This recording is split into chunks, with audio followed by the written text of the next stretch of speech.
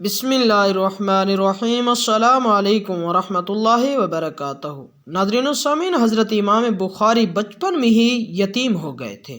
آپ کی والدہ نے آپ کی بڑی محنت سے تربیت کی۔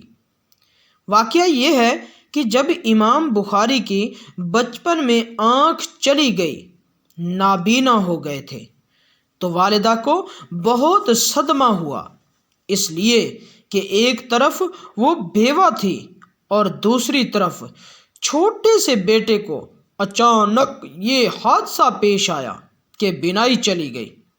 طبیبوں نے علاج کیا، علاج سے عاجز آ گئے، بظاہر کوئی فائدہ نظر نہیں آیا۔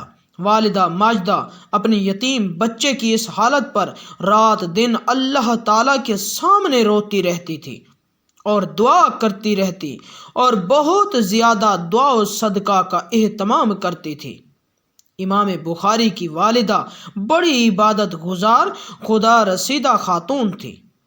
ایک رات عشاء کی نماز کے بعد مصلی پر اللہ کے سامنے رونے لگی، دعا کرنے لگی۔ اسی حالت میں انہیں نیند آ گئی۔ خواب میں حضرت امام بخاری کی والدہ کو حضرت ابراہیم خلیل اللہ علیہ الرحمہ کی زیارت ہوئی۔ حضرت ابراہیم تشریف لائے اور خوش خبری سنائی کہ اے عورت امام بخاری کی ماں، تمہارے رونے اور تمہارے دعا کرنے سے اللہ تبارک و تعالی نے تمہارے بچے کی آنکھوں کو درست کر دیا۔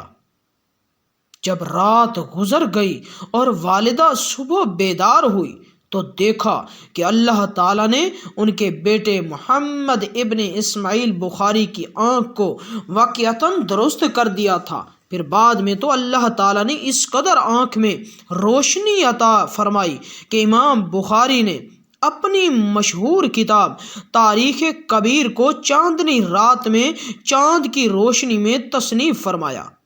اس واقعے سے یہ سبق ملا کہ ماں نیک ہو اور اپنی اولاد کے مستقبل کے لیے دعا کرے تو ماں کی دعا کی برکت سے اولاد کی دین و دنیا اور آخرت سب سنور جاتے ہیں۔ اولاد کو تکلیف اور مصیبت ہو تو ماں کو چاہیے کہ خوب دعائیں کرے، اللہ تعالیٰ کی بارگاہ میں خوب روئے۔ اللہ تعالیٰ ماں کی دعا کی برکت سے اولاد کی تکلیف کو دور فرما دیتے ہیں۔